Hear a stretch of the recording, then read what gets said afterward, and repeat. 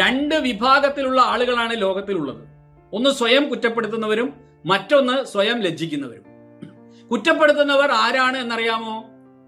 ഈ ഫോണാണ് എൻ്റെ ഈ പ്രശ്നങ്ങൾക്കെല്ലാം കാരണം, ഈ നെറ്റ്ഫ്ലിക്സ് ആണ് എൻ്റെ എല്ലാ പ്രശ്നത്തിനും കാരണം, ഈ വാട്സാപ്പാണ് എല്ലാ പ്രശ്നങ്ങൾക്കും കാരണം.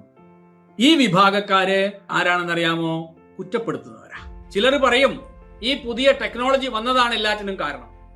ഈ ആധ്യാത്മിക പ്രഭാഷകര് മൊത്തം പറയുന്ന കാര്യം ഇതാണ്: എല്ലാ പ്രശ്നങ്ങളും ലോകത്തിൽ ഉണ്ടാകാൻ കാരണം ഈ ടെക്നോളജിയുടെ വരവാണ് എന്നൊക്കെ അങ്ങ് പറഞ്ഞളെ.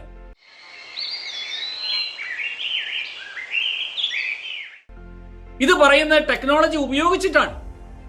ഞാനിപ്പോ ഈ ഫോൺ ഉപയോഗിച്ചുകൊണ്ടാണ്, അല്ലെങ്കിൽ ഞാനിത് റെക്കോർഡ് ചെയ്യുന്ന ക്യാമറ ഉപയോഗിച്ചുകൊണ്ടാണ് ഇതെല്ലാം പറയുന്നത്.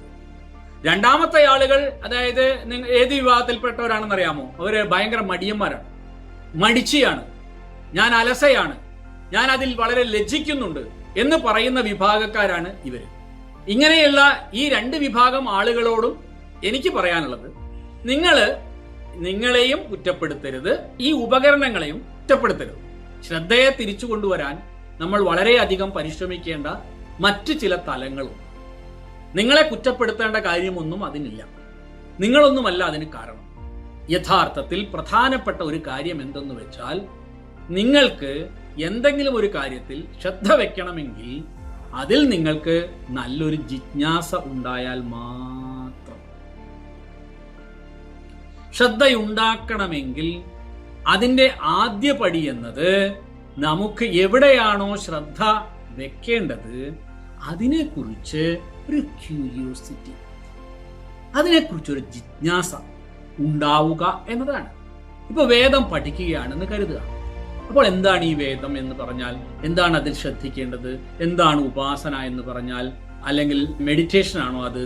ഇങ്ങനെ നമുക്കൊരു ക്യൂരിയോസിറ്റി ഉണ്ടാക്കിയെടുക്കാൻ ശ്രമിക്കുക. ഇതാണ് ഒന്നാമത്തെ കാര്യം.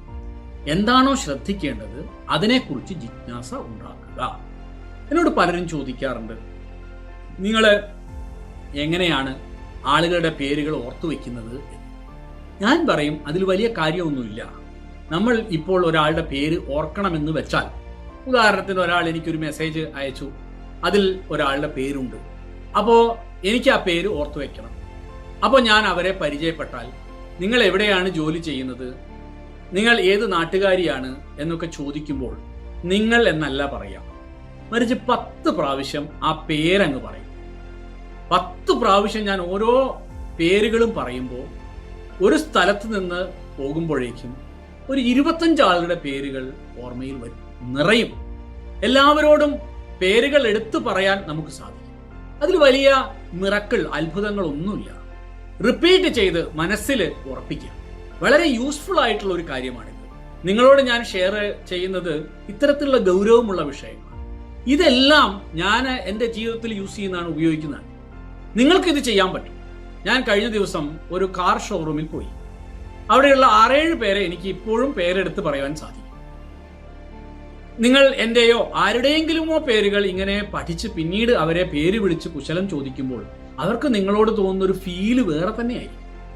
അപ്പൊ പറഞ്ഞു വന്നത്, കാര്യങ്ങൾ പഠിക്കാനുള്ള ക്യൂരിയോസിറ്റി ഡെവലപ്പ് ചെയ്യുക എന്നത് ശ്രദ്ധ ഉണ്ടാക്കാൻ വേണ്ട പ്രധാനപ്പെട്ട ഒരു കാര്യമാണ്. ഇനി വളരെ പ്രധാനപ്പെട്ട മറ്റൊരു കാര്യം പറയാം. യഥാർത്ഥത്തിൽ നിങ്ങളുടെ ശ്രദ്ധ നഷ്ടപ്പെട്ടാൽ എന്താണ് സംഭവിക്കുന്നത്? ഞാൻ അറിയുന്ന ഒരു കവിയുണ്ട്. അദ്ദേഹത്തിന് നല്ല കവിതകൾ രചിക്കാൻ പറ്റും. പക്ഷേ അദ്ദേഹം കവിതകൾ രചിക്കില്ല.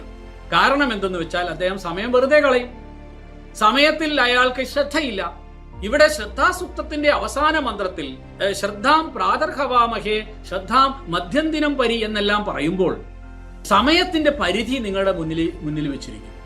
എന്താണ് സമയത്തെക്കുറിച്ച് നിങ്ങളോട് പറഞ്ഞിരിക്കുന്നത്? You value your time. നിങ്ങൾ നിങ്ങളുടെ ഓരോ കാര്യത്തിലും സമയത്തെ കണക്കിലെടുത്ത് സ്കെഡ്യൂൾ ചെയ്യുന്നില്ലെങ്കിൽ നിങ്ങളുടെ സമയം മറ്റൊരാൾ സ്കെഡ്യൂൾ ചെയ്യും. ഇതാണ് മനസ്സിലാക്കുക. എന്ന് വെച്ചാൽ നിങ്ങളുടെ സമയം മറ്റൊരാൾ കട്ടുകൊണ്ടുപോകുന്ന അർത്ഥം. Somebody will take your time from you.